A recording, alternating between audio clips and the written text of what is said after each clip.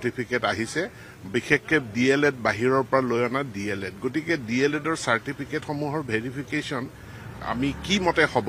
কেনেধৰণে কি কথাখিনি চাম এইখিনিৰ কাৰণে আমি ৰ'বলগীয়া হ'ল ইয়াৰ এটা SOP প্ৰস্তুত হৈছে গতিকে কোনেও ভুৱা সাৰ্টিফিকেট দি পেলাই যাতে এই পৰীক্ষাৰ দেউনাখন পাৰ হৈ বা এই বাছনিৰ দেউনাখন পাৰ হৈ যাব নোৱাৰে তাৰ কাৰণে আমি ব্যৱস্থা গ্ৰহণ কৰিম ইতিমধ্যে ইয়াৰ ভেৰিফিকেশ্যন প্ৰক্ৰিয়া আৰম্ভ কৰাৰ কাৰণে যাব সাৰ্টিফিকেট আহিছে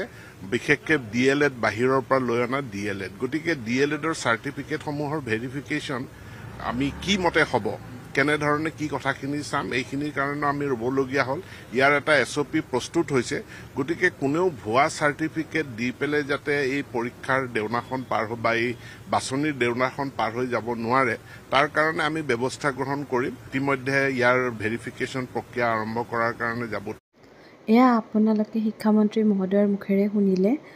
এতিয়া নতুন নিযুক্তিৰ কাৰণে শিক্ষা বিভাগৰ পৰা SOP জাৰি কৰা হ'ব তেওঁলোকে এই সম্পৰ্কে কাম কাজ চলাই আছে বিভাগীয় কৰ্তৃপক্ষসকলে এতিয়া যিসকল ভুৱা DLED চাৰ্টিফিকেটধাৰী আছিল আৰু যিসকলৰ ভুৱা BEdৰ চাৰ্টিফিকেট আছে তেওঁলোকে এতিয়া ভয় খাবলগীয়া সময় কাৰণ আগতে যিসকলে ভুৱা চাৰ্টিফিকেট দি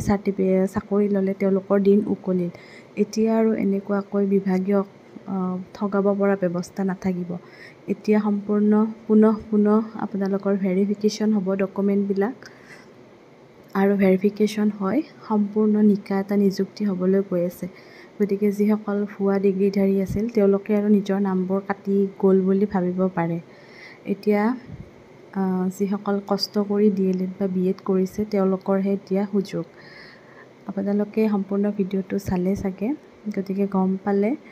এতিয়া শিক্ষা বিভাগৰ পৰা SOP জাৰি কৰা হ'ব আৰু সেই SOP অনুসৰি কি নীতি নিয়ম দিয়ে ইয়াৰ এটা লক্ষণীয় হ'ব হয়তো অতি কম দিনৰ ভিতৰতে এই SOP ওলাব আৰু তেতিয়া গোটেইখিনি কথা ভালদৰে গম পোৱা যাব তথাপি এটা নিশ্চিন্ত হৈ থাকিব পাৰিব যে ভুৱা DLED ডিগ্ৰী বা ভুৱা BEd ডিগ্ৰী থকা মানুহ নিশ্চয় বহুখিনি আছে সেই কথাটো বিভাগে গম পাইছে ইমান দিনে বিভাগক ফাঁকি দি কিছুমানে হয়তো চাকৰি লৈছে আৰু কিন্তু যিসকলে এইবাৰ আকৌ ভুৱা চাৰ্টিফিকেটেৰে চাকৰি ল'ম বুলি ভাবি আছিল তেওঁলোকে আৰু নোৱাৰে এতিয়া যিসকলে কষ্ট কৰি DLED বা BEd ডিগ্ৰী লৈছে তেওঁলোকৰে সময় গতিকে আপোনালোকে ইমান দিন ধৈৰ্য ধৰিলে আৰু কেইদিনমান ধৈৰ্য ধৰক নিশ্চয় আপোনালোকৰ কাৰণে ভাল খবৰবোৰ আহি আছে এইখিনিয়ে ক'লোঁ ধন্যবাদ